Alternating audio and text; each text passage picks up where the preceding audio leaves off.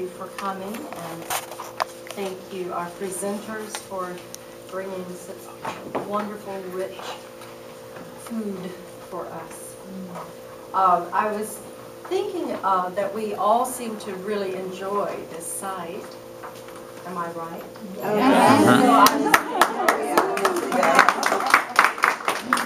So I was thinking if we want to think about next year, do we want to keep it around the spring equinox the way we've been doing, and that we should talk to them about, just go ahead and set the time with them. Yes, that's real good. So and looking at the calendar,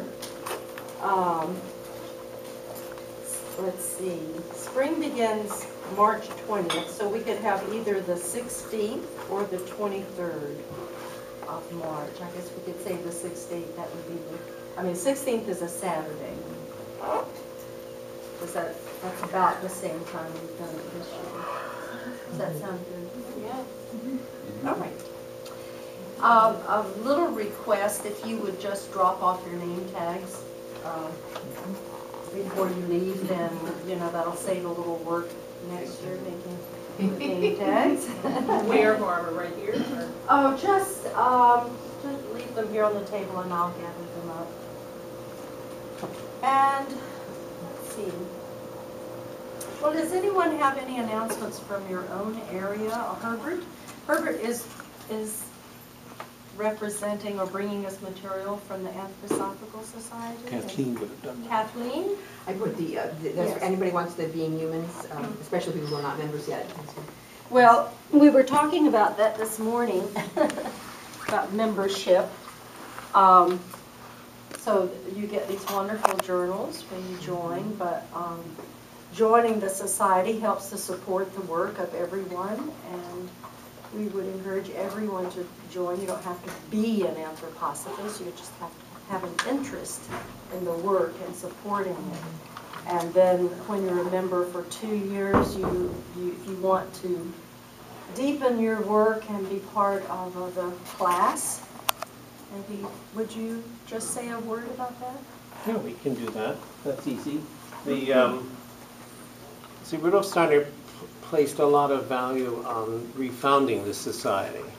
So the society goes back to 1913, but in refounding the society in the Christmas of 1923 into 1924, the first Gertianum was lying outside in ashes.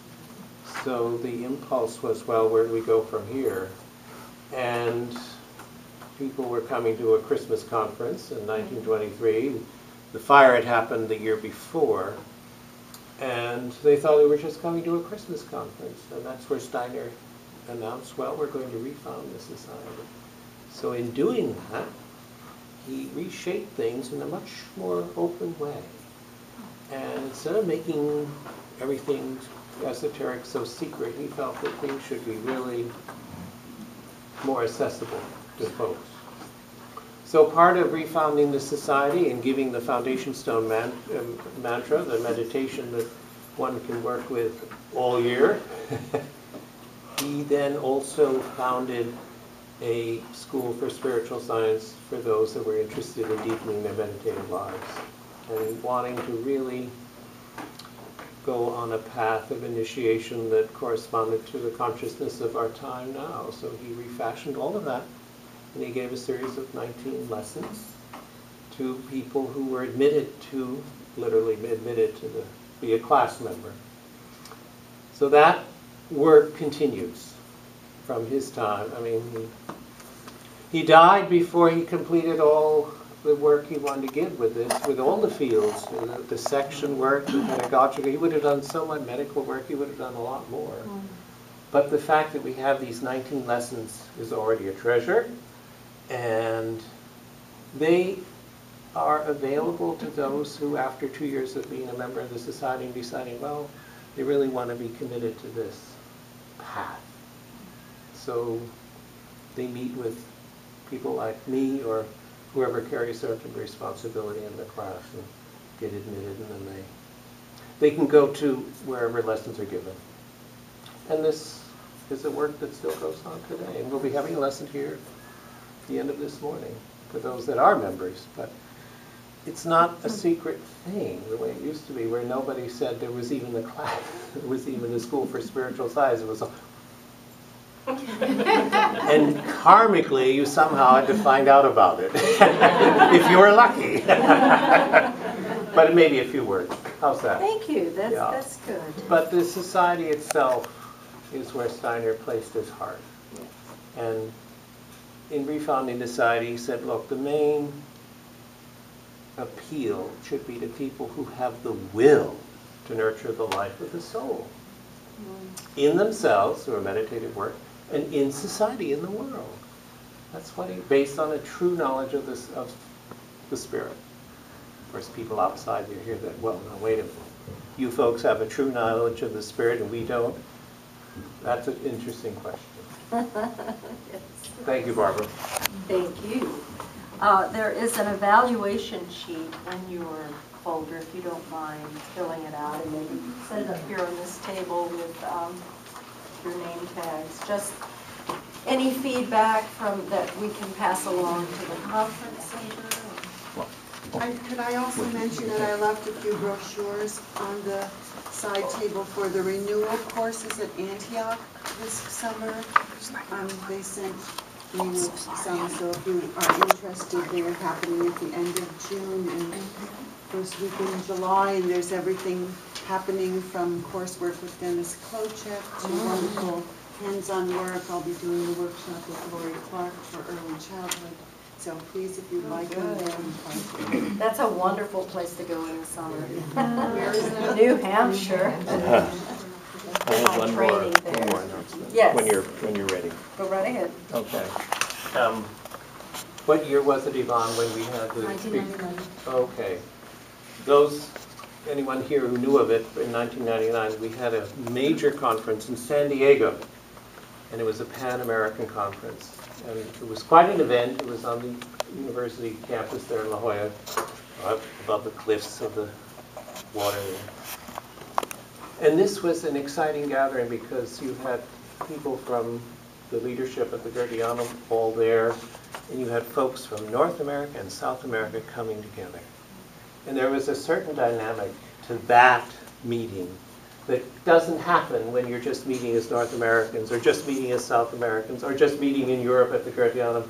This has a certain, and we were finding connections and a mission of some kind that belongs here, but north, south together. And somehow the way history has built up our countries, you know, there's America and there's South America, and there's curious tensions, as you know, politically, socially, everything, and yet when we all get together in an anthroposophical setting, it's exciting. Yes. So the trick is, how can we pull this off again? There have been some conferences in South America, but no North Americans go. So how do we get this going again? So the thought is to do something sooner than later, and already next year is being talked about, 2013. The question is where. So there's a Miami possibility, but very appealing is Puerto Rico. And that could be an attraction not only for, because a lot of North Americans know Puerto Rico, South Americans are comfortable there. It's this interesting blend of cultures. And we're just planting this seed in folks to, you know, let it ripen. Yvonne, if you can be a contact person. So folks that are really grabbed with this, and it's worth being grabbed by, because it's something that we have here that the Europeans don't. Even though they will be invited. They'll be coming. Because they are connected to America, the French, Spanish, and the Germans from the point of view of anthroposophy. They all will be, main people will be invited to come from there. In Spain, I mean Iberia, I mean you have, it's a cross-fertilization that we don't take advantage of enough, but when you are together with the folks and you have the two languages, cultures mixed, it is dynamic. I talk about rhythms. Yeah. I mean, you have quite a blend. Yes.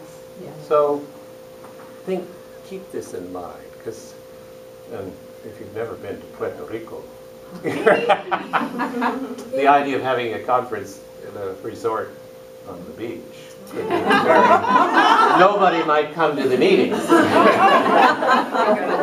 So for you to have in mind, we're thinking Or- of July, because South America has a break, their schools have a break in July. So we're thinking of July. Members of the board staff will be involved in this, and of course, like Trevor said, keep this in mind, and the Zoological Society will be part of this as well. So, and also the theme that is underneath all this is a very serious thing that connects us, not only the South and the North, but really what is happening globally right now. That's why, in a way, there's almost a little bit of an urgency to do it as quickly as possible, because a year for a conference of this magnitude is quite a task. Some people feel that we may not pull it off by July, but some of us are perhaps confident that we will, because there is a little bit of an urgency behind it because of what is going on and the theme that is carrying this conference. I just had a question. The conference they had in the Philippines in 1998 with Nicholas Perla, did that involve South America, or is that mainly Pacific, the Pan-Pacific? Well, that's another initiative, Pacific Rim. Yeah. So that's and that's a- involved South Yeah, America? he was involved with ours in 1999. Yeah, That is different. that's different. That's a whole other dynamic, by the way. Mhm. And we've had conferences in Hawaii where you have the Pacific Rim. Right. That's another blend. That's right. Fascinating. Yeah. Any other announcements? Try to get Dennis Kochek next year. We Can actually you work on that? we've tried. He doesn't like to come across the continent for just one weekend. Oh. So if we could have him for a week. We could mention to the groups and branches along the East Coast. But if you could rope him here, he would love this setting. Yeah. To do his observation experiments, and he's wonderful if you've never had him for a workshop to do all this kind of, this is a Right. perfect spot. Maybe if you could fit it with the school vacations, Barbara, maybe people can take more time off. Or, if you fit in with the spring break, it'd be more than a weekend for the teachers. I can check. It seems like people have different times. When is your, like Ann's was this week, like Yeah. ours is the last week in March. Ours is the last week Ours of is- March, so this week. But if he did a tour of Chattanooga, Chapel Hill, and here, he might be lured, Yeah. if that would. So maybe Yeah, I think so. work In those. Atlanta, A lot So- of coordinating. yeah. Any volunteers? Yeah, it's okay. Because we really did think of this. For a few years now, we've thought of Yes. this. And we keep mentioning them. Yeah, we have to, yeah. Let's see there.